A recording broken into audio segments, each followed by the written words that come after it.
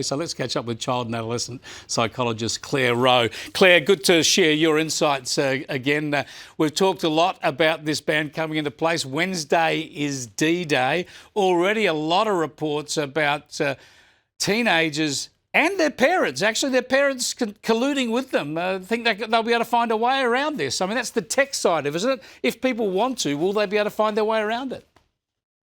Yeah, thanks, Chris. Yeah, of course they will be able to find their way around it. They'll use their parents' accounts. They'll go onto other VPNs. My 7-year-old is more tech savvy than me. They could probably do it. So I don't think it was really about that, whether you agree that this should be with the government's hands or not. I think it was about trying to empower parents. And that's exactly the point. When this shift happens on Wednesday, it's not actually about what happens online. It's about what's going to happen inside of homes. And I keep telling parents, the government is not going to be there on Wednesday when you are dealing with a kid who I think will be in neurological dopamine withdrawal.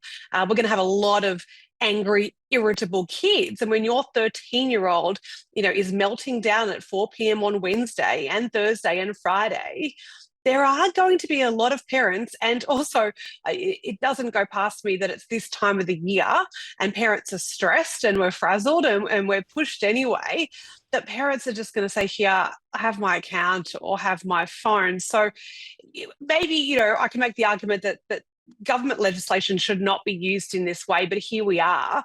It has been handed to parents for the ones that really do want to do something and get their 14-year-old to reclaim, 4, 5, 6 hours a day of scrolling. So they're the parents that are going to have to remain really calm, but hold the boundary and remain really steadfast after Wednesday if that's what they want to do for their child. Will there be kids still on it after this? Do kids drink under the age of 18? Yes, there will be. But for parents that really want to use this as an opportunity to reset, I'm talking to them about making a plan come Wednesday, because I think that there will be kids who are really significantly struggling.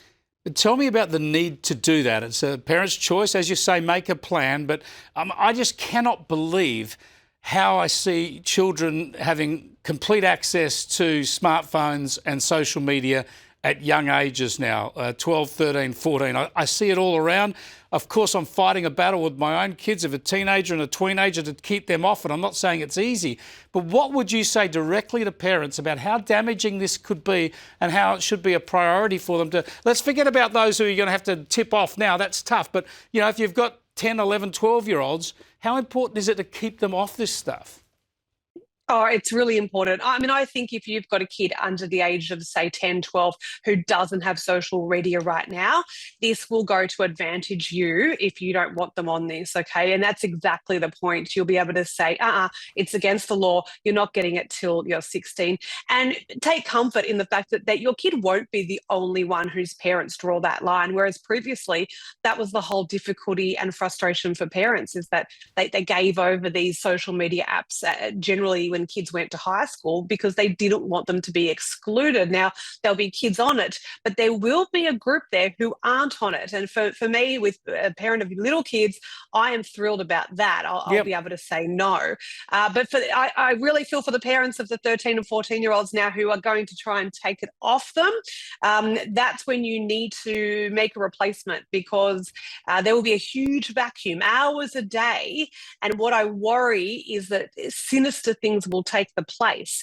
AI chatbots to chat to, pornography, other sinister platforms. So you need to fill the vacuum. Yeah, with footy or cricket or netball or a walk in the park or Scrabble or even try and get them to read a book. We'll see. Hell of a challenge. Love talking to you about it so much, Claire. Catch up next time. Claire Rowe there. And just no smartphones. Don't have a smartphone. Makes it a bit easier to keep people off social media.